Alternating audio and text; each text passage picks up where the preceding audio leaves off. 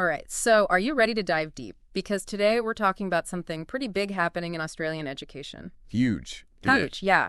The new outcome standards for registered training organizations. I think a lot of people, when they hear that, they think, Oh, that sounds boring. it does sound boring, but It's not. it's really not. It's actually super important. Because we're talking about a complete overhaul of how practical skills are taught across the country. And that means everything. From those classic TFE courses to super specialized private programs. All of it. Yeah. Everything's getting kind of like a makeover for quality. A makeover, yeah. And trust me, there are some twists and turns you might not expect. You really might not. So luckily, I have an expert with me who's going to help us break it all down so you can see exactly how these new standards will affect the future of hands-on learning in Australia. Welcome. Thanks for having me. Excited to dig into this.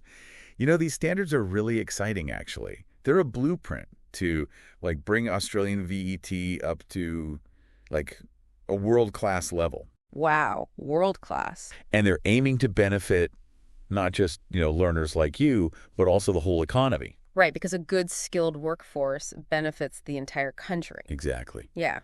And get this, it's not just about, ticking boxes anymore. Oh, good. It's really focused on making sure you walk away from training with, like, actual usable skills. Real skill. Ready to hit the ground running. That's what I like to hear. So no more courses that leave you feeling like, oh, I just memorized a textbook, but I can't actually do anything. Yeah, exactly. They're shifting the focus to, what you can achieve with this new knowledge. Right. Not just whether you, sat through a certain number of hours in class. Right. So it's outcome focused, right? Exactly. Okay. So how do they actually make this happen? Like, what are the key areas these standards are zeroing in on? Well, they've got kind of like 4 main areas. Okay.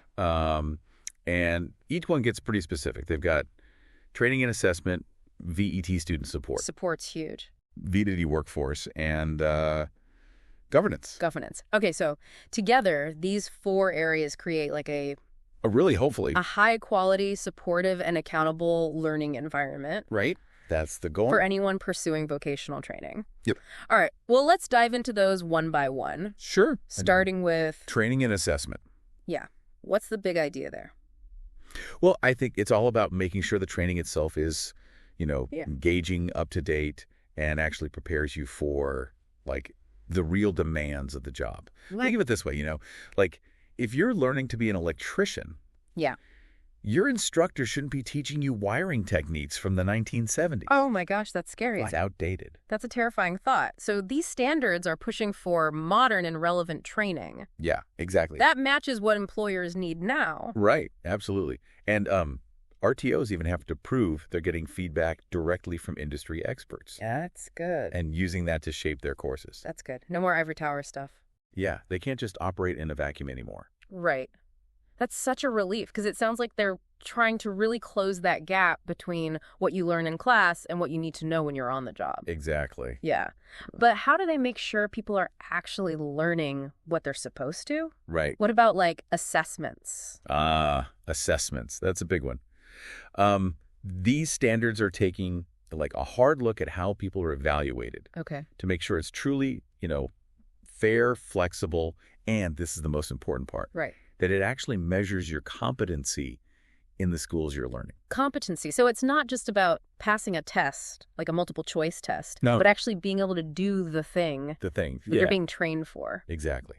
It's about measuring like real world skills. Okay. Not just theoretical knowledge. Mm-hmm. And to take it a step further, there's this whole concept of validation. Okay. Imagine it like a quality control check for assessments. Yeah. So RTOs have to get their assessments reviewed regularly by like independent experts to make sure they're up to scratch. So someone else double checks Yeah, exactly. that the assessments are actually testing the right things. Right. That seems pretty intense. It is. Yeah. They have to bring in people with, both industry experience and knowledge of assessment best practices. Right. No bias allowed. Oh, wow. And this validation process applies to, every single training product an RTO offers. Wow, that's a lot. It's thorough. Yeah. So they're really serious about making sure these assessments are meaningful.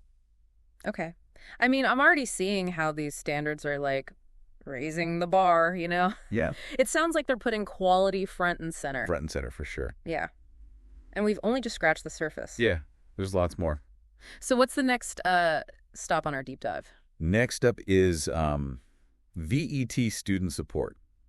And I think you're going to be impressed with what they're emphasizing here. Okay, bring it on. Let's talk student support. I remember when I was doing some VET courses, clear information and support were sometimes hard to come by. So what are they doing differently with these new standards? Well, for starters, they're making sure students, you get clear, accurate information up front. Okay. Think of it this way. You're making a big investment when you sign up for training, your time, your money, your energy. Great. So you deserve to know exactly what you're getting into. Absolutely. No more fine print surprises. No. Yeah. Tell me more. Okay. So RTOs have to be transparent about everything. Everything. Course content, fees, okay. your rights as a student, even how to file a complaint if you need to. Right. It's all about making sure you have the information you need to make informed decisions about your training. That kind of upfront clarity would have saved me a lot of headaches. Yeah, I think so too. Yeah. What about support once you're actually in a course? They've got that covered too. RTOs need to prove they're providing, reasonable access to support services, trainers, assessors, and other staff. So you shouldn't have to struggle alone if you, hit a roadblock or need extra help. Right, exactly. And here's something that's, particularly important. These standards are really serious about making VET accessible for students with disabilities. That's so crucial. Everyone deserves a chance to learn and develop their skills. Right. Regardless of their abilities. Absolutely. And the standards back that up. RTOs have to make reasonable adjustments to support students with disabilities and ensure everyone has an equal opportunity, participate in the training. And they even address, student well-being. That's interesting. Requiring RTOs to, put strategies in place to support the needs of their students. Wow. So that's a big step forward in creating a more inclusive and supportive learning environment. It's not just about the technical skills anymore. It's about, the whole person. Yeah, the whole person. Right. Yeah. Okay, so we talked about the content of the training and how students are supported, but what about the people who are actually delivering the training? Yeah. Are there any standards around, their qualifications? You bet. That's where our next outcome area comes in. VET workforce. Oh, here we go. Buckle up. Yeah. Because they're not messing around here. Okay, here's where it gets really interesting. So tell me, they're cracking down on those instructors who are coasting on outdated knowledge. You got it. These standards are all about ensuring that trainers and assessors have top-notch qualifications and are keeping their skills sharp. No more teaching from dusty old textbooks. Music to my ears. Right? So what kind of qualifications are we talking about? What do instructors have to do to meet these standards? Well, first off, they need to have the right credentials for the specific subjects they're teaching. Oh, okay. And there's a whole separate document that outlines those requirements in detail. But it's not just about initial qualifications. Yeah. They also need to demonstrate ongoing professional development. Okay. So they have to, keep learning and growing to stay on top of the latest industry trends. So continuous learning is a must, even for the instructors. Right. Industries are, constantly changing. Yeah. And trainers need to keep pace. Think about it. Wouldn't you want to learn from someone who's at the cutting edge of their field, not stuck in the past? No, I want to learn from someone who knows what's going on right now. Yeah. Absolutely. Okay. Yeah. It makes the whole learning experience so much more valuable when you know your instructor is up to date. Up to date. And passionate about what they're teaching. Okay. Yeah. So these standards are all about raising the quality of training across the board. Yeah. For students and instructors. Cool. Okay, so we've covered training and assessment, VET student support, VE workforce, and there's one more outcome area to unpack, right? Right. We still have governance to explore. Governance. Now, it might not sound as exciting as the other areas. Yeah, governance does not sound exciting. But trust me, it's the foundation that holds everything together.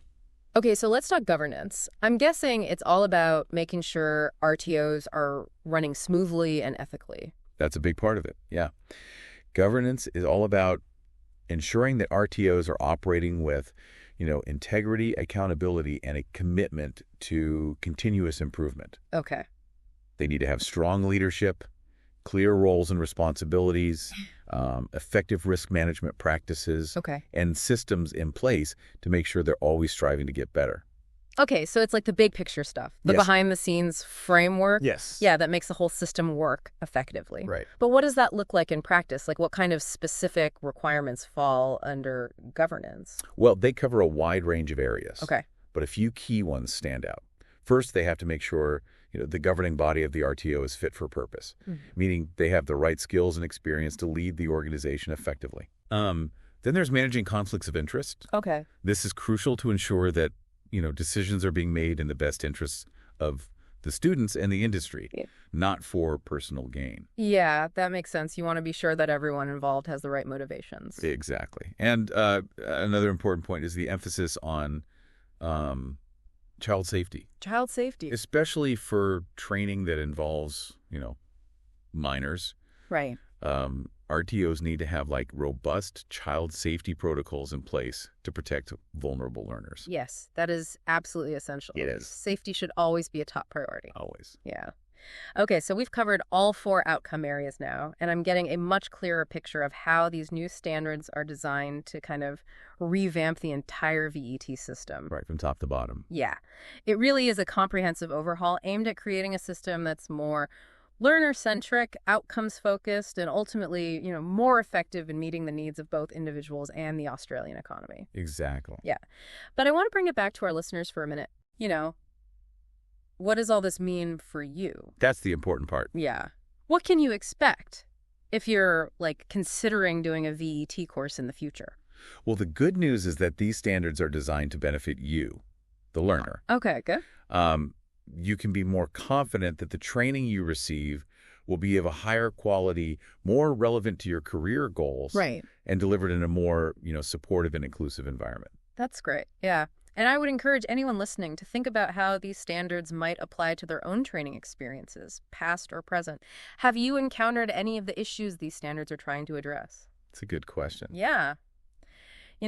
Has your training felt lacking in support, outdated, irrelevant? Have you had bad experiences? Yeah. It's worth reflecting on. And if you're curious to learn more, I definitely encourage you to check out the full text of the standards. It's actually surprisingly readable for a policy document. It is. You might be surprised. Yeah, it's not just dry legal jargon. You can actually get a sense of the vision they have for the future of VET in Australia. Okay, so before we move on to the next part of our deep dive, I want to leave our listeners with something to think about. How might these new standards impact the industries or careers you're interested in? That's a big question. Yeah. It's time to start paying attention to the quality of training because it's an investment in your future. It is. Yeah. All right, so stay tuned for part 2 where we'll delve into even more fascinating details and implications of these groundbreaking new standards. It's going to be good. Okay, so picking up where we left off, let's dig into some of the more surprising details. Yeah, fine print. Hidden within these new outcome standards. I love it. There's a lot more to uncover. The whole ears. I love those aha moments, where you're like, oh, I didn't realize that. Yeah. What have you got for me? Well, remember how we talked about recognizing prior learning? RPL. RPL. Yeah. The idea that, you shouldn't have to repeat training if you already have the skills. Right. Yeah, it seems only fair that your existing skills and experience should count for something. Right. So what's the catch? There's no catch, really. Okay, good. The new standards actually have a whole section Oh, wow. devoted to making sure that RPL is handled fairly and transparently. Okay. So RTOs now have to have clear policies and processes in place so it's not a guessing game anymore. Right. Yeah, imagine you've been working in a particular field for years, maybe even decades. Yeah, tons of experience. You've got a ton of practical experience, but no formal qualification. Right. These standards are designed to make it easier for you to get that qualification without having to go back to square one. That's good. So no more jumping through hoops just to prove you already know your stuff. Exactly. It's about, valuing real-world experience and making it easier for people with practical skills to gain formal recognition. Right. And it could even lead to, shorter training times for experienced workers or encourage more people with informal skills to, finally pursue those qualifications they've always wanted. That's fantastic. I love that. It's about recognizing that learning happens everywhere. It does, not just in a classroom. Exactly. Right. And there's a similar provision for credit transfer, Okay. which is when you've already completed, an equivalent training product at another RTO. So if you already have like a certain certification, you don't have to start from scratch if you decide to further your education? Yeah, exactly. It kind of like streamlines the process and avoids unnecessary repetition, but Yeah. it does require an authenticated VET transcript. Okay. And there are some exceptions, if you need a specific license or to meet certain regulatory requirements. Right. So you can't just like skip essential training No, you can't just skip just that. because you have a certificate from somewhere else. Right. It aims to strike a balance between, flexibility and maintaining the integrity of qualifications. Right. It's about making sure you're truly, competent and qualified, Right? regardless of where or how you gained your skills. Okay, that makes sense. So we've talked about training content, qualifications. What about like the learning environment itself? Sure. Do these new standards address things like facilities and equipment? Absolutely. The standards require RTOs to provide facilities, resources, and equipment that are, Good. safe, accessible, and fit for purpose. Imagine you're learning a trade, Okay. and the workshop is full of like outdated and potentially dangerous equipment. Yikes. Not exactly conducive to a good learning experience. Not really. No. And it's not just about, physical spaces. Right. They also need to consider resources like, learning materials, software, online platforms. Right, because those can be outdated too, right? Exactly. Everything needs to be up to standard to support effective learning. Right. Okay. That's good to know because I've definitely been in situations where like outdated resources Oh, I know. or really clunky online platforms made it so hard to learn. Yeah, they make it harder. Yeah. So these standards are trying to prevent those kind of roadblocks. That's the goal. Okay, good. And here's another interesting detail. They also address work-integrated learning, okay. which is becoming increasingly common. If an RTO is offering work-integrated learning as part of a course, they have to have like strategies in place to manage any risks Okay. associated with those workplace settings. So it's about making sure students are safe and supported even when they're learning outside of the traditional classroom. Exactly. That makes sense. It's about extending that duty of care Yeah. to all aspects of the learning experience. Right. They want to make sure you're protected and supported, whether you're in a classroom or workshop or out on like a work placement. I'm realizing these new standards cover a lot more ground than I initially thought. It's comprehensive. Yeah, it's Yeah. really a comprehensive overhaul. It is. Yeah, of the entire VET system. And it's all designed to create a system that's more learner-centric, outcomes-focused, and better equipped to meet the needs of, both individuals and the Australian economy. Right, it's about benefits for everyone, right? Exactly. Students, instructors, employers. Everyone. Yeah. As we're talking about all of this, Yeah. I'm remembering some of my own experiences with VET courses, and there were definitely times when I felt a bit like lost or unsupported. Yeah. I think that's a common experience. Yeah, it is, unfortunately. Unfortunately. Yeah. But what I'm hearing about these new standards makes me feel hopeful that, like, things are changing. Yeah, I hope so too. Yeah, for the better. Maybe they are. Yeah. I especially appreciate the focus on, clear communication Yeah. and student support. That's important. Remember those times when you felt like you were just navigating a maze of information? They do. Or worse, like not getting any information at all? Oh, yeah. Like, what am I supposed to be doing? I know. The information overload or Yeah. the where do I even start Yeah. feeling. Yeah, I exactly. know that feeling. But these standards are really addressing that head on, right? They are. Yeah. So RTOs have to provide clear, accurate, and timely information to students at every stage of their journey, like from before they even enroll all the way through to completion. The whole way through. Yeah. From start to finish. Yeah. And not just like burying you in a mountain of documents. No. Right. They have to make sure the information is actually accessible and easy to understand. Yeah. It's about making the process clear Yeah. and empowering you to make informed decisions about your training. And I love how these standards require RTOs to advise students about like the suitability of a course before they enroll. Oh, yeah. That's important. I can't tell you how many times I've signed up for something that sounded great in theory, Right. but turned out to be a terrible fit for me. I've done that. Either I didn't have the right foundation skills, Or the course content wasn't what I expected.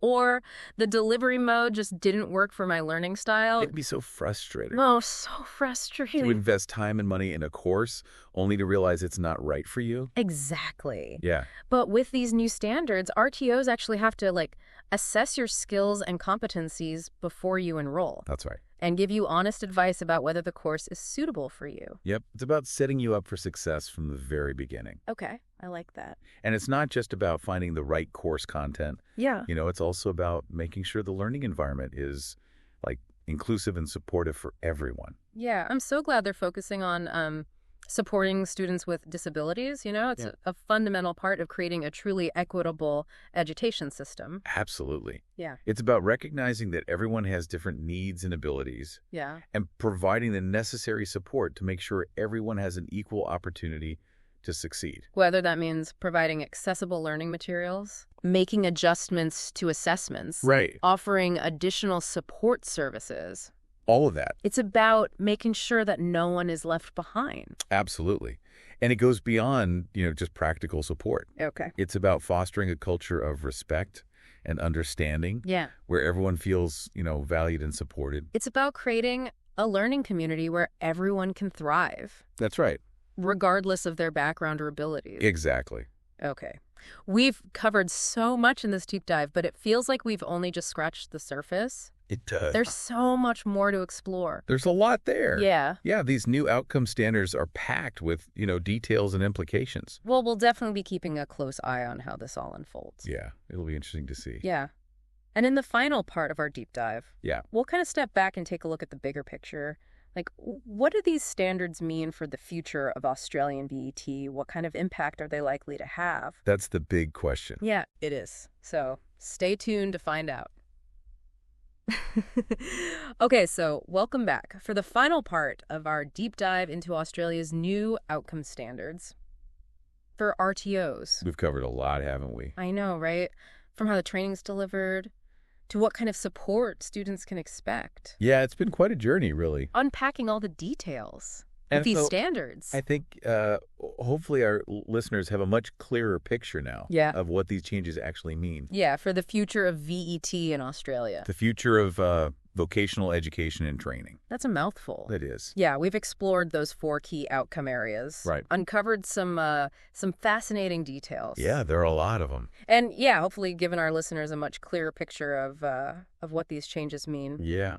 But now it's time to zoom out. Zoom out. Yeah, look at the big picture. The big picture. What does all of this actually mean for the future of VET? That's the question. What kind of impact are these standards likely to have? Yeah, what's going to change? Yeah, on the sector as a whole. What will VET look like in a few years? Yeah, thanks to these standards. Because of these standards. Yeah. Well, I think it's safe to say that we're on the verge of a major transformation in the VET sector. Major transfer. The standards are raising the bar significantly. Significant. Across the board. Yeah. RTOs are going to have to step up their game Yeah. if they want to stay competitive. So are we talking about weeding out the low quality providers? I think that's part of it. Yeah. But it's not just about eliminating the bad apples. Yeah. It's also about driving innovation Okay. and continuous improvement Right. across the entire sector. Right. So it's about raising the quality for everyone. Everyone, yeah. Yeah. And that's because the standards are so focused on outcomes and relevance, right? That's right.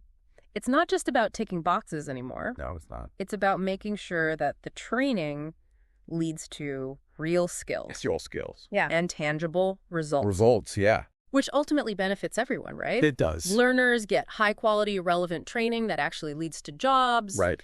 And industries get, a skilled workforce that can drive innovation and growth. Exactly. It's a win-win situation for everyone involved. Everyone wins.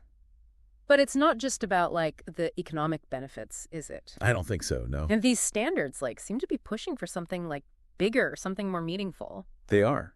I think they have the potential to have a profound social impact as well. Okay. By making VET more accessible, inclusive, and supportive, They're creating pathways to opportunity for people from all walks of life. Yeah, that's what I find so inspiring about these changes. It's about creating a more equitable education system Yes. that empowers everyone, regardless of their background. Absolutely. Yeah. Think about people who might have traditionally been excluded from higher education. Yeah. People from disadvantaged backgrounds, people with disabilities, mature age learners, Indigenous Australians. These standards are creating a more level playing field where everyone has a chance to learn, grow, and reach their full potential. And it's about, breaking down barriers and opening doors to opportunity. That's so powerful. It's exciting. Okay, so we've talked about the impact on the VET sector as a whole. Yeah. But let's get practical for a second. Practical tips. Yeah. What advice would you give to someone who's listening to this right now and thinking about doing a VET course in the future? Well, first and foremost, do your research. Yeah. Look for RTOs that are, actively embracing these new standards. Right. Don't be afraid to, ask questions about their commitment to quality, their engagement with industry, and their support services for learners. Your education, your future, your investment. That's right. Yeah, you have a right to ask those questions. Absolutely. And there are a lot of great providers out there. There are. Yeah, who really are embracing this. They are. So, shop around. Shop around, find a good fit. Find one that's a good fit for your needs. And remember, these standards are ultimately about you. You, the learner. The learner, yeah. They're designed to make sure that you have the best possible training experience. Absolutely. So take advantage of the resources that are available. Speak up if you have any concerns. Right. And embrace the opportunity to, learn and grow. Because a high-quality VET qualification can really open doors to a world of possibilities. Absolutely. Couldn't have said it better myself. So I think we've covered just about everything there is to know about these new outcome standards for RTOs. Yeah, it's been a really fascinating deep dive. It has. It really has. And I'm feeling pretty optimistic about the future of VET in Australia. Yeah, I am too. I think it seems like things are moving in the right direction. I agree. These standards have the potential to transform the sector for the better. Yeah. And I'm excited to see what the future holds for VET and for all the learners out there who are ready to, embrace those possibilities. Embrace the possibilities. Well said. And for our listeners, remember that knowledge is power. It is. Stay informed, stay curious, and never stop learning. That's the key. Thanks for joining us on this deep dive into the world of Australian VET.